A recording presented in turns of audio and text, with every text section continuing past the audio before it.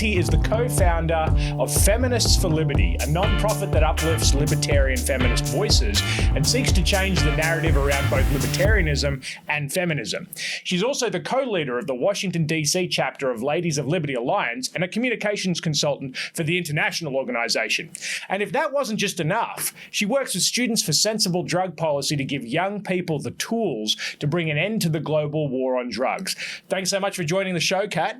Thanks for having me. It's good to have you in the studio. It's good to sit down. We got some meaty issues to sink our teeth into today. I'm looking forward to our conversation. Absolutely. So let's just kick it right off with, what is libertarian feminism? How is this different from other forms of feminism? Yeah, absolutely. So when I talk about libertarian feminism, a lot of people say like, oh, but is it feminism antithetical to libertarianism? Aren't these two very different things? And they're really not. Mm-hmm. At their core, both libertarianism and feminism are about allowing individuals to make the life choices that they want for themselves and to essentially live the way that they want to without any sort of centralized top-down control, whether that's coming from the state or any other structures like that. Yeah. And so, of course, there are many different schools of feminism, just as there are of libertarianism or approaches to free markets. And what makes libertarian feminism different is that we look for voluntary solutions to a lot of the same problems that feminists of other ilks find as well. So we agree with feminists when it comes to the solutions. When it comes to a lot of the problems, and we agree with libertarians when it comes to the solutions. Mm-hmm. Libertarian feminism essentially has three core beliefs. One, that equality of the sexes or genders is tied not just to social and political liberty, but to economic liberty as well. Mm-hmm. Two, that libertarianism is consent culture applied to all things. And then finally, that there's nothing more collectivistic than treating a single individual as representative of their sex or gender. I love it. I love it. Those are three it sounds like pretty common sense pillars to me, but I'm sure you have, I'm sure there are plenty of people who give you a run for your money. But, This actually segues well into a bit of a criticism I want to talk about in terms of the liberty movement, which is, as I'm sure you've experienced, many critics of classical liberalism, broadly speaking, claim that it's an ideology that's by and for white men, which, is a charge that's definitely leveled towards classical liberalism. So how would you, as a libertarian feminist, respond to that kind of claim? I absolutely hate hearing that. I hear it all the time. I absolutely hate it. One, because it just erases the work of so many amazing women and people of color who've contributed to global liberty and continue to. Even the current American liberty movement was started by three women who really, Ayn Rand, Rose Wilder Lane, and Isabel Patterson. The term liberty movement was actually coined in 1940 by Rose Wilder Lane. So, women have always been a part of this movement. Yeah. And beyond that as well, the structures of the state have really been what's held women back. And the story of women's rights and women's liberty is very closely tied with the story of economic liberty. I'm going to use a trigger word, but patriarchy, which is the structure in which government or society is built by and run by men for the benefit of men, without allowing women to participate fully, requires women to be kept out of global markets for a very, very long time, honestly stretching all the way into, in the United States, and all the way into the 80s, legally speaking, and in other countries continuing to this day, women were kept out of the markets. And in doing so, they were forced to be dependent upon men. And that has created a whole lot of these inequalities. And of course, there's many other ways in which the laws have been applied very differently to people based upon their sex or gender. And so when we talk about women gaining equality, what we're really talking about is women having access to markets, women laws being more equally applied, and essentially we're talking about rule of law. These are all basic libertarian concepts. And so I disagree completely that it's just for old white men. There aren't just old white men involved. And oftentimes, old white men have been the people who've benefited most from a government structure that keeps women and people of color at a lower level and unable to participate in the same way. And so when we talk about liberty, when we talk about the goals of liberty, about allowing individuals to go out and live their lives as they see fit, to engage in markets, to make contracts, to represent themselves in courts of law, all of which were things that were denied to women and people of color for a very long time. Those are all libertarian goals, and those are all things that benefit women and people of color more than they benefit old white men. Amen. I mean, what a powerful answer. I love it. I'm looking forward to seeing people jump into the comments and discuss that one. That's going to be good. Get some angry comments right there. Well, I tell you, I love everything you have to say. As a young white man in the liberty movement, it does make me a bit uncomfortable sometimes when, these challenges are, well, it's just for old white men. And as a young white guy, I'm like, well, what's a good response to that? And I just wish I can carry around a recording of you saying that, because the intellectual legacy we owe the great women of the liberty movement in the 20th century, the fact that there are so many people actively involved, people of color, women in the movement, means that we shouldn't just erase your voice and, focus on the... I think there's also an important point here that it's not just, if we're looking at it as, okay, but we support these ideas because they're good for women or because they're good for people of color, as opposed to old white men, I think that's a problem as well. Yeah. Because feminism really is for everybody. There's many ways in which, white men have also been held back by these very rigid rules over what they can do, can't do. Mm-hmm. And, this comes in very strange ways. Again, here's going to be another thing that people will get angry about in the comments, but RBG, Ruth Bader Ginsburg, big progressive hero, her first public court case that she did was actually a tax law case in which a man was being denied a tax write-off by the IRS because he was the sole caretaker for his mother, who I believe was suffering from dementia. And the tax law did not allow a single man to be defined as a caregiver, because it said that a caregiver could only be a woman or a divorced or widowed man who was caring for the children of his prior marriage. And so there's so many different ways in which these rigid views of, and this was a white man, and he was being harmed by the state because of views of what people should do along gender lines. And so there's so many ways in which white men too are harmed by the patriarchy. Yeah, it's a really fascinating point that, frankly, I hadn't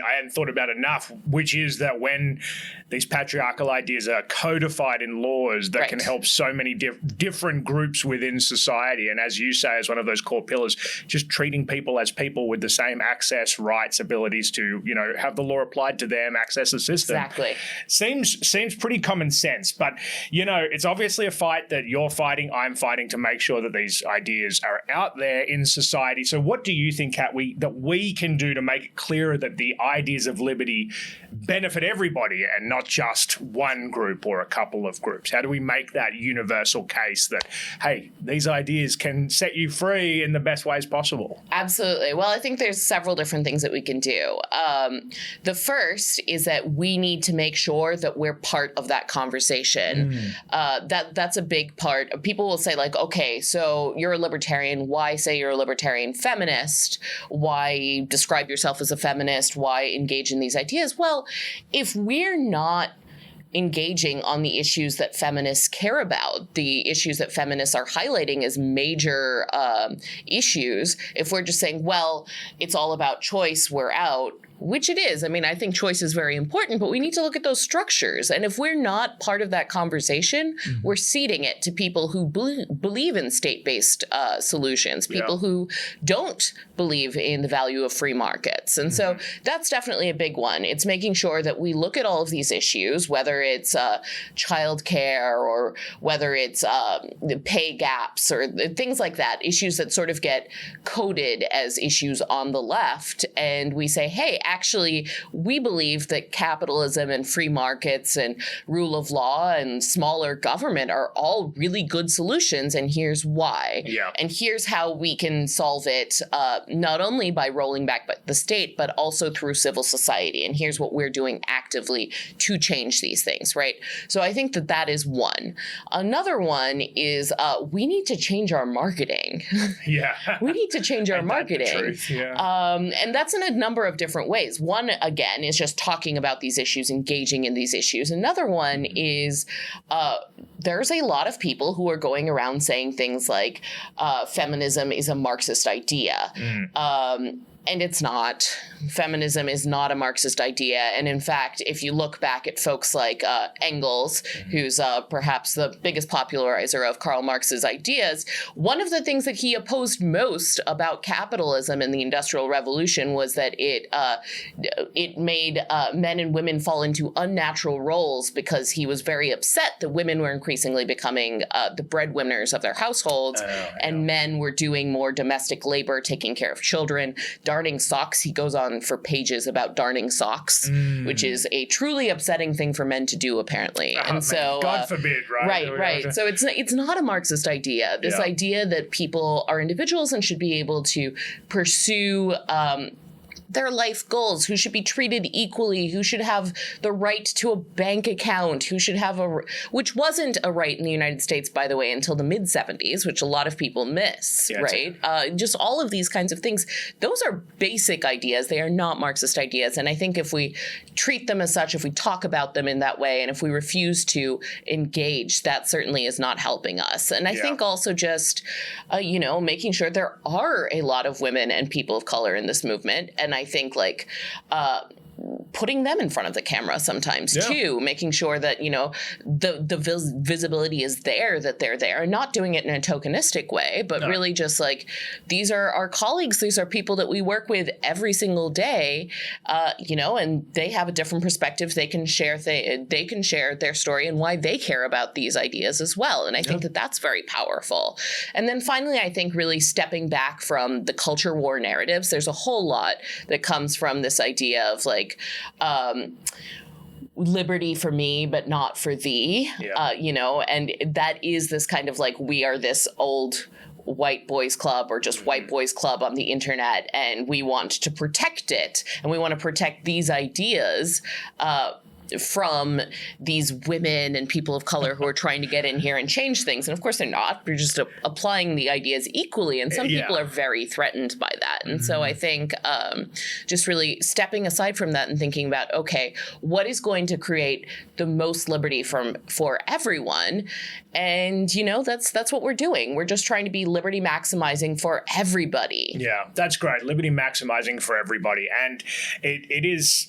I love your marching orders, frankly. It's good homework for all of us in the movement to get out there and be the advocates, because to your point, I mean, us being missing in action from so many of these important conversations because we just want to be like, no, that's a left-wing idea, or no, we're not going to talk about that, or we reject the premise of what you're saying. I mean, the number one 90% of success is showing up. If you're not there, if you're not part of the conversation, or if you're only showing up in the conversation to be an edgelord or to, my favorites, exactly. Right, exactly. Like, are you really moving the Overton window? Are you moving the the window of acceptable solutions in a liberty maximizing direction, or are you not? And I think that that's the way to look at it. And so many people, unfortunately, have been attracted to our movement, not because they really care about liberty primarily, but because they want their little club of people who, is going to fight the culture war for their issues. Yeah. And I think that,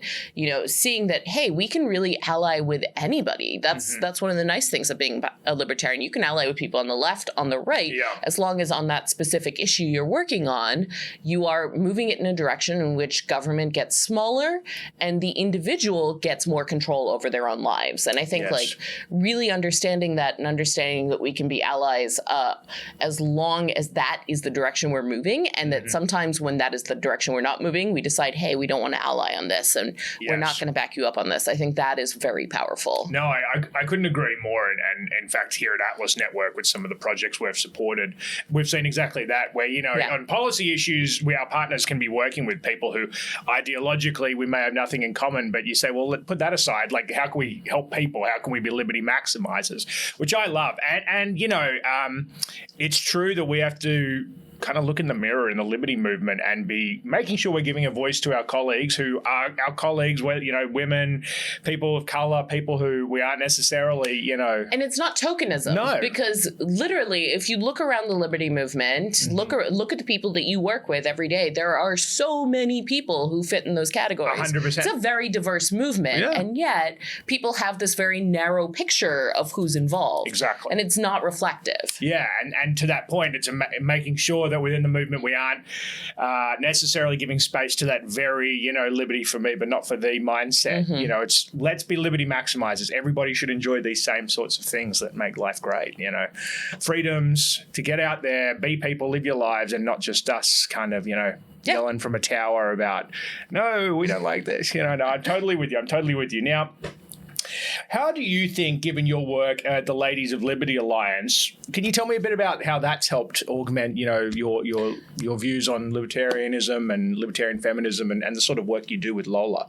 Yeah, absolutely. I love the Ladies of Liberty Alliance. I've been involved for a long time and have been the D.C. co-chapter leader for many years now. Nice. And, it's one of those things where I've been a libertarian for probably all of my life. And I only learned to put a label on it and learned what that was when I was 15, which is still relatively young. Sure, and it wasn't until I found Lola and I started being in groups, in rooms of people, that I realized for the first time that I'm used to being the only woman in the room, but I didn't notice it until all of a sudden I was looking around and I was in a room full of women who were doing all these really cool, important things. And, I always had this sort of default pushback, as a feminist, to say, well, I don't like gender-coded things. I think that everything should be open to everyone, et cetera. But there's just certain approaches that we have in those rooms. People are talking about issues in a way that they wouldn't.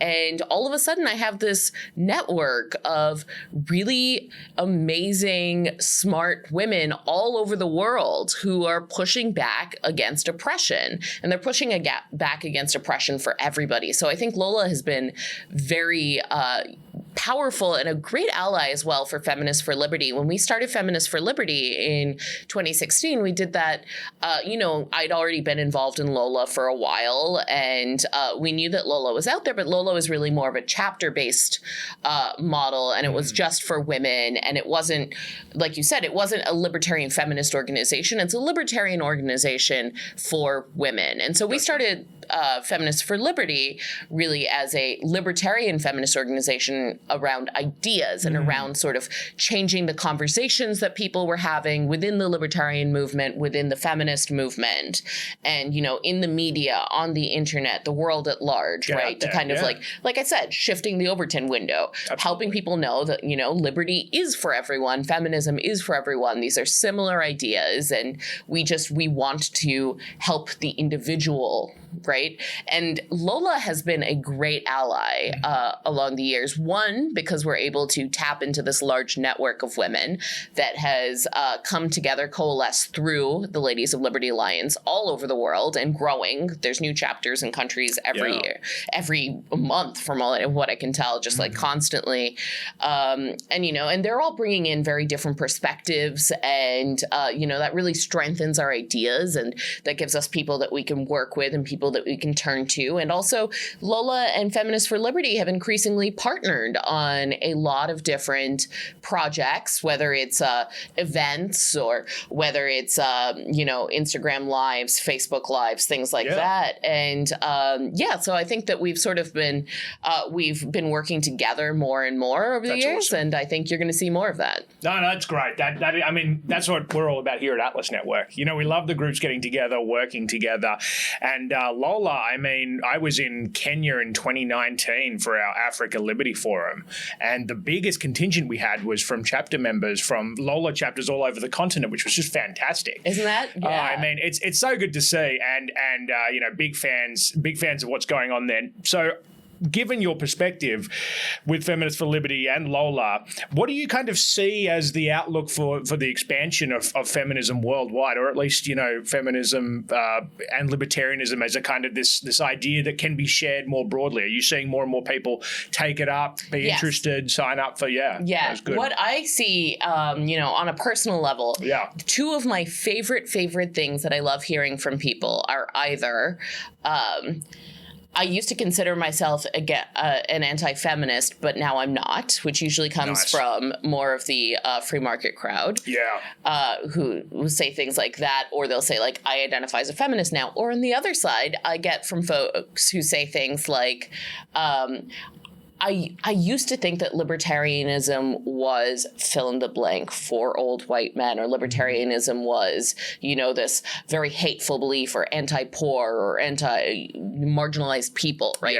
And through listening to you, now I see what you're talking about. I think I might be a libertarian, and those are my wins. I love hearing those two things, right? Totally, and so I think definitely, long-term goals, having people really align those two things, and seeing like the more and more that happens, and it is happening. I hear it over and over again. I think that that's a big win. I think that there's a lot more pushback against talking about libertarian feminism when we started Feminists for Liberty in 2016 than there is now. A lot more people are just really open to the idea, or even are just like, well, of course, libertarian feminism is a thing. And of course, the Association for Libertarian Feminism started in 1973 by Tony Nathan, one of the founding members of the Libertarian Party. So it's been around for a long time, but I think it's really in the last several years that I've seen people just really start to take up that mantle. And so that's definitely a win. I'd like to see that be more the case. I'd like to see libertarians in particular stop pushing back against this idea of feminism, to stop pushing back, to stop co-opting alt-right terms or phrases like feminism is cancer or feminism is Marxist. And along those lines as well, I'd like to see libertarians start really engaging on a lot more issues that have been seen as women's issues, or gender issues, sex issues, because there are very clear and easy libertarian positions on these things. And we have the data to back us up on this. Free markets work. Free markets help people, help women, help people of color gain more power over their own lives, and that's very important. And I think we need to be in those conversations. We need to be leading those conversations, and we need to be willing to work with the people who care about those issues and gain the trust in ourselves, in our ideology, that we do actually care about these things. Yes. And that we're there to help, and this is how we're going to do it. And then I think we need to go out there and do it. Amen. I mean, I couldn't agree with you more, and it really strikes me as such a good rallying cry for us to get out there and be part of these conversations, because very few things frustrate me more than some of those. Being MIA from these conversations frustrates me, but more so is to your point, when we things like feminism is cancer and these things get thrown out there. You're going to get it in the comments. I promise you'll get at least one. We'll see you in the comments. But the thing that really gets me about that too, it's that classic thing, calling someone an idiot. No one ever wins an argument by that. No, where are you going with this? And that's something that a lot of people miss too, because there are people who are attracted to libertarianism because it seems edgy to them, right? And so they want to they're there to do it for the lulz. They're the trolls. That's what's fun for them. Yeah. What is the end goal here? Are you moving people towards libertarianism, or are you turning them off? And especially on social media, a lot of people don't realize, they're so into, I'm winning this fight. What is the fight really? Is it you and at string of letters and numbers that no one knows? Exactly. Or is it everybody else who's going to see this conversation and think, oh, that's what libertarians stand for. Yeah. Oh, that's what the liberty movement is about. And so that's the thing. When you're having those conversations, oftentimes not for the person you're engaging with, but everyone else who's going to see it. And that's what's really shaping not just that conversation, but the opportunities that are out there for us to really, to engage with people, to be taken seriously and to, try to build a better, freer world. 100%. And as you've eloquently said, this is entirely intellectually consistent with what we as classical liberals, libertarians 100%. stand for. 100%. And that's what really gets me, because hearing something like, feminism is cancer or some other tripe is like, that is incongruent with what we believe, and it kills me that we have to have these fights, but we do, and that's, good thing we've got people like you who are going to carry the torch in, because we want to be able to make the case that libertarian feminism helps everybody across the board. It's not libertarianism helps everybody. Mm-hmm. Feminism, and particularly libertarian feminism, is a part and parcel of what it means to be a libertarian. Mm-hmm. The idea that that you should be treated the same, that you should have the same access to markets, that you should have the same, you should be treated the same under the law, and that you are an individual and you should be able to live as an individual and be respected in your individuality. That's libertarianism. 100%. So one thing I'd love to dive in with you is Feminists for Liberty has, the tagline consent in all things. Yes. And I really enjoyed that. But would you mind expounding a bit on what that means to you and what, the matter of consent comes up with in government and just as a guiding principle? Yeah. So libertarian feminists, I mentioned this before, believe that libertarianism is consent culture. It's just consent culture applied to everything, every interaction that we have, right? And I think we can take this back to the culture war.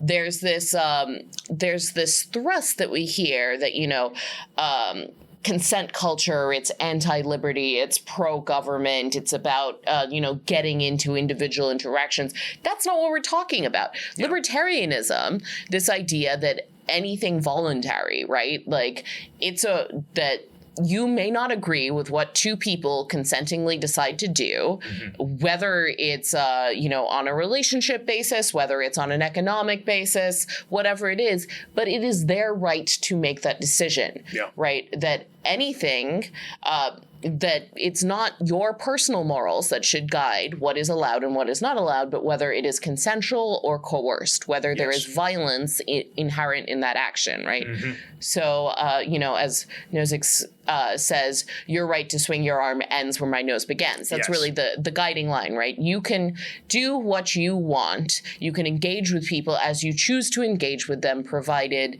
that you are not using violence, including the violence of the state against them, right? And so that's really what we're talking about. And, these consensual actions, when people talk about consent in the popular culture, a lot of times they reduce it to sex and specifically like very limited sex acts. And that's not really what we're talking about. That's definitely a part of it. And that's one of the areas where consent is perhaps most important because, we own our bodies and any violation of our body is a massive and huge violation. But it's in everything. It's, am I consenting by going to work and having to pay taxes? Am I therefore consenting to have children in Syria bombed? No, I'm not. And that is a huge problem. I am opposed to the state interactions that require that by me choosing to be a productive human, by going to work and making money in order to support myself, my family, that somehow I am now consenting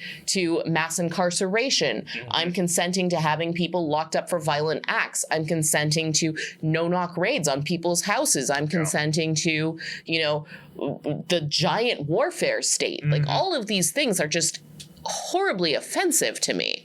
That is not consent. That is a clear violation of my consent. And so that, I think, like, libertarianism is about consent. It's about allowing people to do things. And a lot of people, they'll say like, oh, so if this is this rigid individualist idea, the world doesn't work that way. You have to work with other people. But libertarianism is about working with other people as well. When we're talking about global markets, we're talking about millions of individuals making these voluntary commitments on a small scale that grows to this big global scale. And oftentimes it's states and governments that are preventing people from being able to do that. you know? And I think like it's just about removing those obstructions or removing that top-down coercive power and allowing people to really value consent on a one-to-one level. I love that. That's really powerful. And I think you hit something very important, which is this idea of, you know, like I'm talking purely anecdotally, but the Liberty people I know, you know, they're super involved in their communities. They love being out there because the whole idea is you shouldn't have to be coerced to do the right thing. Like if we're going to work together. Right. Have you heard about the shopping cart theory? It's something that goes around on the internet. Please talk. I love it. Yeah. I love it, right? Because perhaps I love it because it spoke to something myself. Like I always go and return my shopping cart because I'm like, well, you know, I took it, so it's my duty to do this, right? But so the shopping cart theory is essentially self-governance, right? If you believe in self-governance, it's do you put your shopping cart back? No one's forcing you to do that. You could just abandon it in the parking lot and say, well, it's someone else's job. Someone else is going to do it. But you did it. It's your responsibility, and you going back and returning your shopping cart not only makes it easier for the people working there and makes it easier for the next person who needs a shopping cart, but it also makes the parking lot safer and better for everyone, including you the next time. And if you're not doing it, and if on a collective level nobody's putting back that shopping cart, that's going to be very difficult next time you want to park at the grocery store. Amen. Right? Amen. No, I love that one. The good old shopping cart, the humble shopping cart. But no, your point's well made. I mean, I think this is important for libertarians, right? We can't just have all these big ideas. We're like, okay, the government shouldn't do that. Great. So who should? How should this be done? And are you going to do it? Right? I think we really need to model that we will do that on the individual level. And you see some of that. I mean, there's been studies that show that people who believe in a larger state, who believe in more social welfare, are also less likely to donate on their personal level, right? And it's because they see it as this external locus of control. It's the government's job to take care of the poor. It's not my job. Right. And I think as libertarians, we're saying the opposite. We're saying, no, civil society will take care of that. Individuals will fix these problems, which means we can't just say, they'll do it, but I'm not going to. It means civil society will take care of that. Therefore, I, as part of this civil society concept, am going to do what I can on my individual level to fix these problems, to do these things without the state. Yeah, got to walk the bloody walk if we're talking about. No, I completely agree. And even that charitable giving point you raise speaks to me, because coming from the land down under Australia, like we actually have, I can't give you the hard numbers, but we have some, in my view, shamefully low levels of charitable giving, which is not to say Australians are not charitable, but the government takes so bloody much of the paycheck. But you don't have much to work with in the first place. And the expectation from the government taking so much is, well, they'll take care of the problem. Someone's homeless, well, the government will pay for it. Someone needs healthcare, the government's going to pay for it. And if they do, they don't do it very well, but that's it at the end of the day, because when the attitude is, well, we don't have to do anything, we don't have to step in, then we lose that accountability as just individuals to care about our communities and be part of the solution that we want to see. Yes. So I'm 100% with you there. As we kind of come to an end here, Kat, I'd love to ask what advice you'd give to young women who are interested in the liberty movement, interested in libertarian feminism, but not even just young women, people who are just interested in what you have to say. What would you kind of say to them to bring them into the movement and get them to learn more? Yeah, definitely. Well, I like that you framed it as not just young women, because I do have advice for young women, but I think it applies in large part to everybody. One is, you have a place in this movement. If you care about liberty, if you care about individuals being free, if freedom matters to you, and not just freedom for yourself, but freedom for everybody, then you have a place here. And what you need to do is come be a part of the liberty movement. Find where there's something that you are good at, your comparative advantage that no one else is as good at, and start doing it. And there will be a place for you. And, you know, particularly for the young women, join groups like the Ladies of Liberty Alliance. And, you know, you will find that network who can help support you, who can help show you, hey, opportunities that are coming up that suit you. And that's really going to be helpful as well, as you are finding those organizational white spaces, as you're leaning into them. And to everyone else, I mean, just remember that, you know, libertarianism, liberty is I think at least, the final best cause, individual liberty, the right of individuals to truly own themselves and to live the lives that make themselves happiest. That is the truest and best thing about life. And I think like just thinking about that, thinking about what you can do on whatever small scale, big scale, anything to help, move the world in a liberty maximizing way, to change people's hearts and minds on that individual basis. Just, building friendships with people who then see like, hey, this is my friend who's a libertarian and who cares about other people and who wants people to live a better life. Whether it's, you're a business owner and you're going to say things like, hey, I care about building better civil society, so I'm going to make sure that I have a good relationship with my employees so that they're not going to be the ones making comments on the internet about how capitalism ruined their lives, but rather seeing about how it's working positively for them. Really having something that's a positive, flexible relationship for both ends of that relationship. Making sure that you have stuff like parental leave, making sure you do stuff like good benefits programs, 100%. Things like that. And just really across the board, wherever you get those opportunities, whether it's to communicate the ideas or to live the ideas or to work in the ideas, always try to be guided by what's going to make people freer. Amen. I can't add anything to that. I love what you got to say. The only thing I have to ask you is, how can we stay in touch? Because you've got so many irons in the fire.